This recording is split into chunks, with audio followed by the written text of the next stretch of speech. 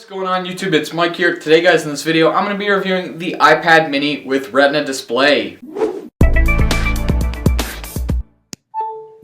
So here it is. This is my iPad mini with Retina display. This is the white and silver model. I know I haven't made videos recently on the iPad mini with Retina display, and as you know guys, I sold my first generation iPad mini to actually go out and buy this one. This ran me $400, so a little bit pricey, but you know, with the Retina display and some other cool new upgrades from the previous model, I couldn't say no, so I actually picked one up, and today in this video I'm going to be reviewing it for you guys.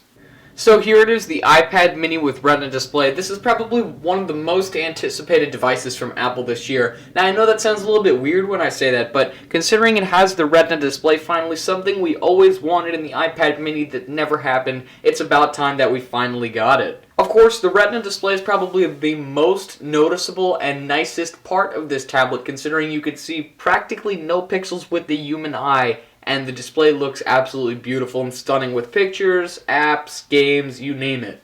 When I first started playing with the Retina display iPad mini, I really didn't notice that much of a display difference from the predecessor, which was the iPad mini 1, which I also had. However, I did see a substantial upgrade from the previous one in terms of, you know, seeing the pixels. It just looked a lot better, a lot more clear. Very beautiful image that it displays. So we'll get more into the specs on the Retina display in a minute, but let's start with the basic specs. So the base model of the iPad mini with Retina display is just going to run you $400. That's $399 in the US to be exact. Now this is quite a bit more substantial than we had with the iPad mini first generation, which started last November at $329. And then, you know, you can also get the 32, 64, and now there's even 128 gigs on the iPad mini as well. The base model cellular for the iPad mini with Retina display starts at $529, and it goes up from there all the way to 128 gigabytes. Probably the most expensive mini tablet you'll have at $829. The height on the iPad mini with Retina display is 7.87 inches and is 5.3 inches in width, along with 0.29 of an inch in depth. The iPad mini with Retina display weighs 0.73 pounds, which is just a little bit more than the first generation iPad mini, probably because of the Retina display at 0.68 of a pound. Getting into the display, it's a 7.9 inch display, while the regular sized iPad is 9.7 inches, actually just the inverse. Now, comparing the Retina display to the regular iPad mini display, it's 2048 by 1536 resolution at 326 pixels per inch, compared to the iPad mini first generation, which was 1024 by 768 resolution at 163 pixels per inch. So you could see practically double there on the pixels, much more beautiful looking. Internally, the iPad mini with Retina display consists of an A7 chip with 64-bit architecture and an M7 motion coprocessor, which we also saw in the iPhone 5S, while its predecessor, the iPad mini first generation, is still packing a dual-core A5 chip.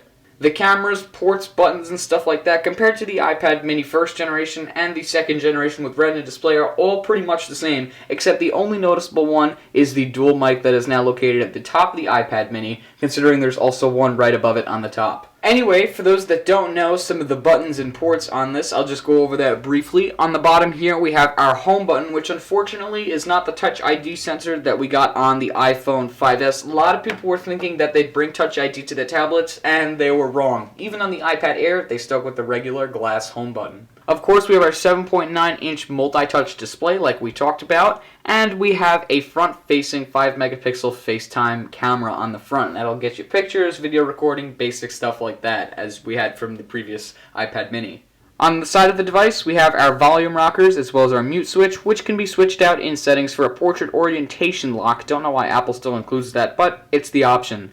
On the bottom, we have our lightning port and speakers. And on the top, we got our power button, 3.5mm headphone jack, and microphone. Just under that, on the back, we have our rear-facing 8-megapixel 1080p video recording camera, as well as a new dual microphone. Now you can see there are two, which differentiates from the first generation iPad mini, which only had one on the top and nothing here. On the back, we have our beautiful Apple logo, which is now completely mirrored, and on the bottom, we have iPad and all our other information.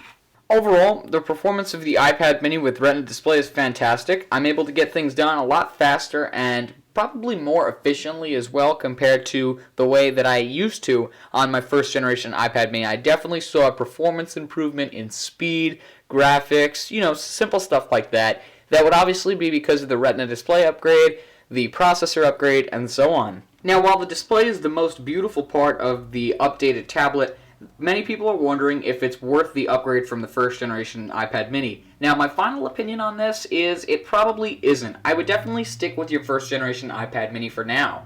Of course, Apple will continue to hopefully evolve from this and make it better, tweak it more, and add some new features to give people a reason to buy it. And also bring the retail down. Of $400, for $100 more I could get the regular sized iPad Air tablet. So I don't feel burned out after this purchase. However, considering the fact that they made it $80 more than what the original iPad mini was, it's kind of disappointing. And considering the Retina display is the main thing besides the new processor as well as a dual microphone, there is really no reason at all to upgrade. Of course, I got this tablet for video purposes. However, if you're a current iPad mini 1 user, I think you should stay and wait till next year's update. However, if you're not an iPad mini user, maybe you're a regular iPad user, or maybe you're not a tablet user at all, or you have some other form of tablet and looking to upgrade to the iPad, then this is a definite upgrade. Now, I've always loved the size of the iPad mini. I stopped using my regular size iPad 2 years ago now, and that's away with my family. I have no use for it at all, so I'm full mini now. I love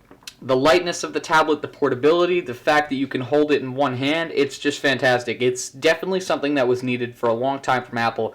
So thank goodness that they introduced it last year and it's now, a big thing, and they've tweaked all the features, added new stuff and stuff like that. So if you're a new tablet user or you want a miniature experience compared to regular size, then definitely go ahead and get this, but not if you're an iPad mini first generation user. And by the way, the colors that are offered are white and silver as well as black and space gray. The regular slate option, just like the iPhone 5, is no longer available. As a matter of fact, they even took the previous generation of the iPad mini, the first generation, and also made that space gray. They pretty much color updated a sort of outdated tablet, which made no sense to me at all, but the slate option is no longer available, even if you're going with the first generation iPad mini, which Apple sells for just $300 now. So you could either have space gray or this really nice white and silver. And I made the switch. I had the slate before this, and now I'm at white and silver. I gotta say, I really like the white and silver a lot more. So guys, that's just about it. That's my review on the iPad mini with Retina display. If you guys like this video, please leave some comments below on your thoughts. Of course, rate, give this video a thumbs up, and click the subscribe button below. And I'll catch you guys in the next video.